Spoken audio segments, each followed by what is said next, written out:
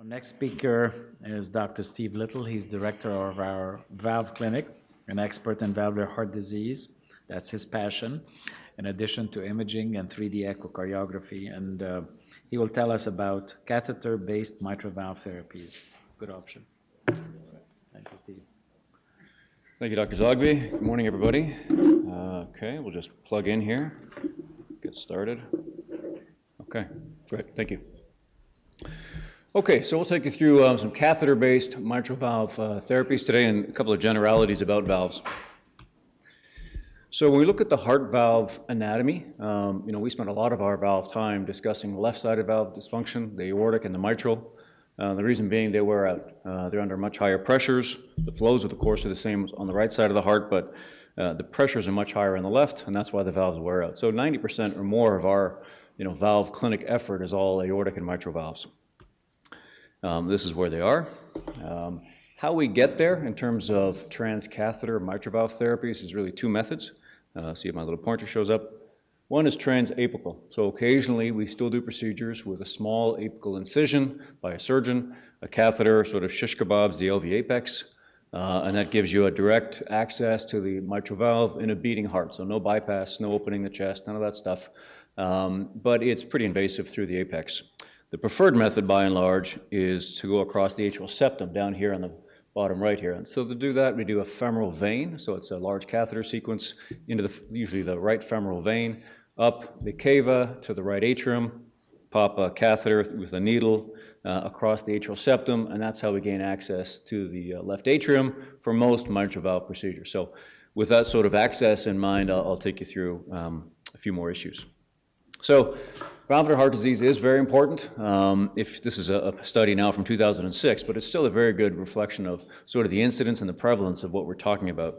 And if you look at really the incidence of new onset and significant valve disease with decades, you can see aortic valve is down here in blue, mitral is the orange line, and then really by the time you're 75, but at least 15% of all 75-year-olds have significant valve dysfunction, one valve or the other. So it really is an issue with aging, and we know that bolus is enlarging all the time.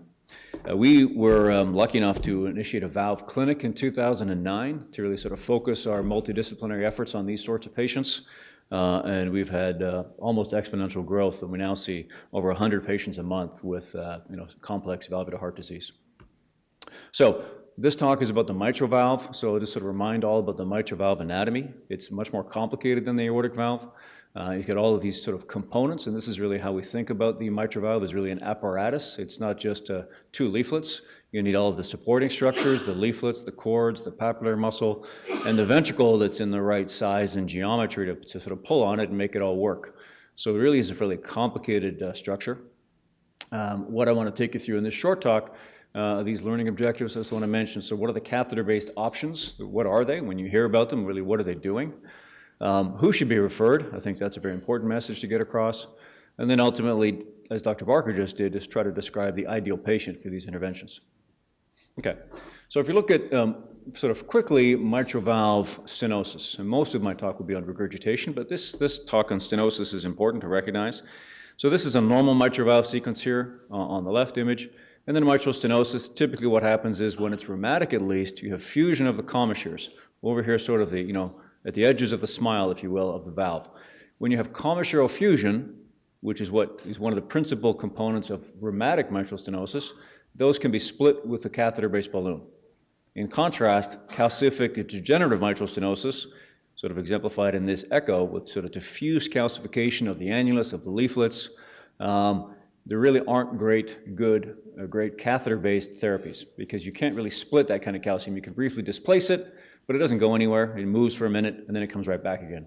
So really balloon valvotomy, balloon valvuloplasty, those are great. It's an absolutely terrific procedure for the right etiology, and that's rheumatic mitral stenosis. This is just a 3D echo. I'll show you quite a few 3D echoes. We do a lot of that here. This is the typical orientation looking down on the left atrium. So this is sort of the head of the bed looking down. The aortic valve is here, anterior and posterior mitral valves. This is just to show you what a normal mitral valve looks like, how dynamic everything is. This is a case of severe stenosis. It's my favorite video to ever show because it doesn't matter if it doesn't play. It looks exactly the same. There's a little motion here, but there's commissural fusion. It's diffusely thickened. It's a very safe video. But that is well beyond any catheter-based intervention. That requires Dr. Laurie's skill. We don't have catheters to fix it when it's that bad. But in this one is one we do fix with the catheter. So this was a case Dr. Barker did several years ago. I took the pictures. This is somebody with rheumatic mitral stenosis. You can see over here there's commissural fusion. This is a picture of the catheter-delivered balloon, just blows up under sort of image guidance, and it creates what you expected with little splits of this commissure. So this was a case where the mean gradient across the valve was reduced by 50% from 10 to 5. That's a clinical success. So that's how balloon valvuloplasty works. Switch gears to mitral regurgitation, which is really where a lot more of the innovation and the effort really has to happen now.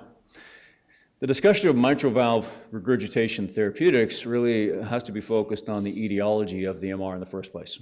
So when you talk about primary mitral regurgitation, that really means the leaflet is the problem. So that's myxomatous disease, typically prolapse, occasionally a perforation. But when the leaflet is the primary problem, that's what we refer to as primary MR. For that, we have two principal therapies that we engage in now. One is the mitral clip, and I'll show you a case of that. And the other one is a transcatheter mitral valve replacement. That's actually putting in a whole new valve into the mitral apparatus, kind of similar to TAVR in concept. Those are effective therapies for primary MR. Secondary MR is really when the ventricle is the problem. So this is the scenario with a cardiomyopathy or post-infarct, and the LV has dilated, it's pulled apart the papillary muscles. The leaflets are functionally normal, but they're tethered by these leaflets, or by the cords that are being stretched by the ventricle. So that's called secondary MR. With that one, transcatheter mitral valve replacement under clinical trials is being evaluated. Mitral clip has been evaluated in a clinical trial that we participated in. That's kind of in that the trial is over. We're no longer recruiting. It's going to take another year, roughly, to get that data analyzed. So at the moment, for pure functional MR, a mitral clip is not a good option because the trials have closed. FDA gets unhappy if you do things outside of the trials and before approval. But we expect, this is a guess, that if mitral clip looks favorable in that trial, when we finally get the data, it'll likely sort of move back up on that priority list. So we'll know in a year or so if mitral clip is a first-line therapy for functional MR, but today it is not. And then the final big category is prosthetic valve dysfunction.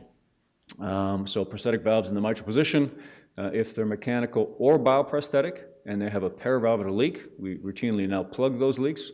If it's a bioprosthetic valve with central MR, we can actually stick a new valve inside of it, and that's called the valve-in-valve therapy, and that avoids redo procedures, and I'll show you a case of that. Okay, so this is an example of a paravalvular defect. This is a mechanical mitral valve looking down from the sort of the left atrium down on it. The valve is open in diastole, and this big arrow is the hint. All of this black tissue here is seeing right through a hole, so that's a very large paravalvular defect. Patient is suffering from heart failure because of severe MR. This was a patient with high surgical risk, so the options are really redo surgery or try to plug the holes. So this is the beating example. There's the hole. Here's a catheter, as I mentioned, coming up from the leg, going across the atrial septum, looping in the LA, going across the defect, and then starting to deploy these little plugs. These are actually plugs designed for patent ductus arteriosus. They're used in an off-label fashion, but that's very common practice. And then in the end, you get an image that looks like this. So the arrows indicate these three sort of things that look like pillows, and there's equal activity on the ventricular side, and basically you put them all together and you plug the hole. That's the procedure in a nutshell. So that's called paravalvular plugging for mechanical or bioprosthetic valves. And that is one way to avoid redo surgery. Now the mitral clip I'll talk to you about here. This is a vendor provided animation, but if you haven't seen exactly what this clip does, we'll just watch this for a few seconds and I'll sort of narrate what's happening. So beating heart, the blue represents mitral valve regurgitation. This is a big sort of sled that sits over the patient's leg. That catheter goes typically there in the left or right femoral vein. It really doesn't matter which one. I guess we typically go on the right side. Now it's been advanced up to the right atrium, and that's that little puncture I talked about. So using a needle, Dr. Barker does the catheter typically, and I generally, this institution, provide the images, the echo images. And then you deliver the clip into the left atrium. It's all sort of image guided. The catheter is very flexible. You can sort of bend it down towards the mitral valve. The clip itself is closed currently. And then it's really sort of like a fabric-covered staple. That's a little bit how it works. It's highly flexible. You can move it around. You can decide exactly where you want to put it. You open it up, and then it has to be advanced from the left atrium into the left ventricle. You use typically 3D echo to orient exactly. You want to be perpendicular to the leaflets and generally straight down the middle, but you really have to vary that a bit depending on where the regurgitation is originating from. Then the catheter is advanced into the ventricle. It's a beating heart procedure. Patient is generally under a general anesthetic. And then you pull back, you sort of grab the leaflets, you close the device, you look at the result immediately. If you like it, you let it go. If you don't like it, you can do a repositioning as is demonstrated here. Sort of try it again, move it slightly. Now we've gotten rid of the blue, and you get this sort of central pinch. So you create a double orifice in diastole, and you've sort of forced an approximation of the leaflets at the center in systole.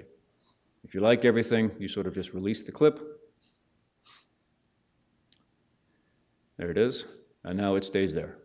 And then over a few weeks and months, it'll get a tissue overgrowth, and it creates this sort of tissue bridge right down the middle. Okay, so that's sort of in a nutshell what the MitraClip therapy looks like. This is an example of it happening. So this is a catheter across the septum. This is a 3D echo being used to position the device across the anterior and posterior leaflets. And then after it's been deployed, you get this tissue bridge right across the middle. And this is sort of what it looks like in 2D. These procedures are done with a combination of 2D and 3D. Just to demonstrate, you sort of have to have, it looks a bit like a boat anchor. You have to pull it back and grab the leaflets as they're beating, and there you go. And this is a case. This is a patient from MD Anderson with, he had a brain tumor, not an ideal candidate for cardiopulmonary bypass for surgery. Had the clip put on, and no MR in the final result. Sometimes we have to combine these therapies. This is an unfortunate gentleman from the Valley who had an episode of endocarditis, and he came to us with sort of a healed vegetation. But when we looked at the function of the valve, he had a perforation of his valve and a central coaptation problem. He was very, very high risk for surgery. So we sort of looked at all of his anatomy and really thought we could put together these two concepts of plugging and clipping. We did a 3D printed model just to sort of imagine would it actually work. We tested out some various devices and then performed the procedure shown here, where we have a plug through the hole in the leaflet and a clip, sort of putting it all together. And this was the final result to mild MR, and he clinically did very well. I mentioned to you about prosthetic valve-in prosthetic valve. This is a therapy that we do a lot of now as well. This is another young gentleman who was on dialysis for reasons of compliance, was not given a mechanical valve many years earlier, was given a bioprosthetic valve. He returned with severe stenosis, and you can see his mitral valve here really doesn't even open. Lots of spontaneous contrast in the left atrium. Functionally, there was some flow. He had an area of about 1 centimeter. Normal would be closer to 6 centimeters, so a very, very stenotic valve. Gradients were very high, and this was the procedure. So this is the valve.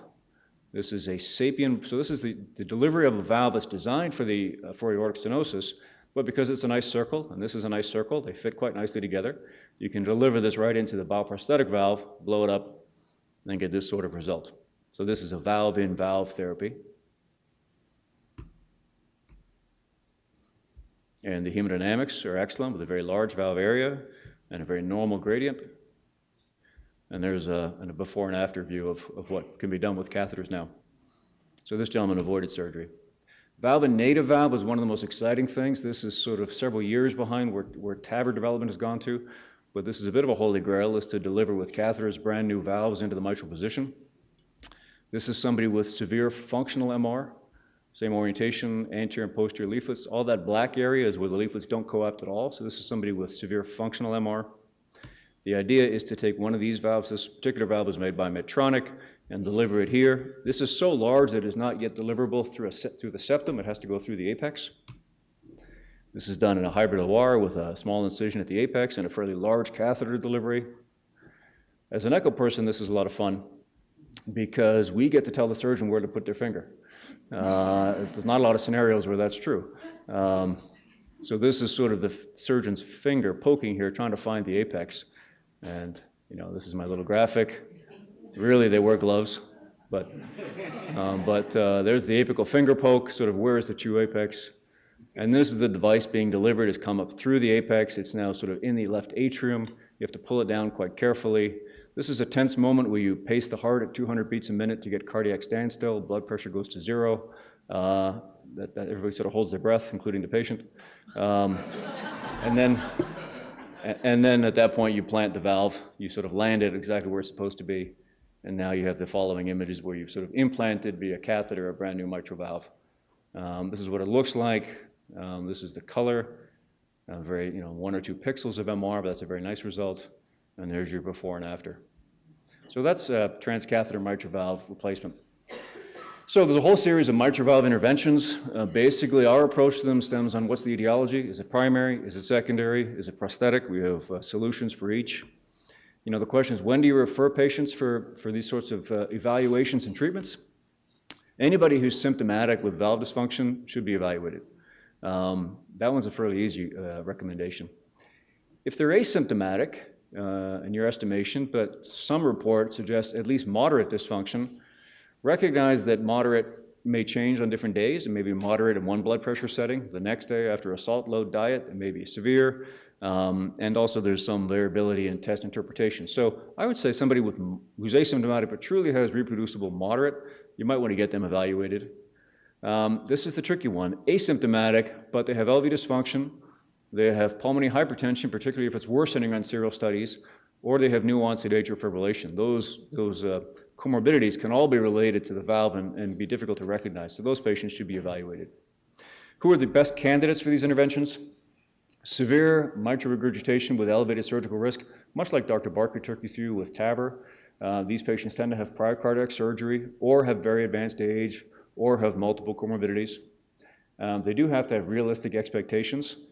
These procedures are not going to improve dementia, hip pain, marital discord. Those things don't get better. And really the best patient is independent, high functioning. And the goal is to treat, not just want the echo to look better. You want the patient to feel better. So they have to have some capacity to get better. I'll stop there. Thank you.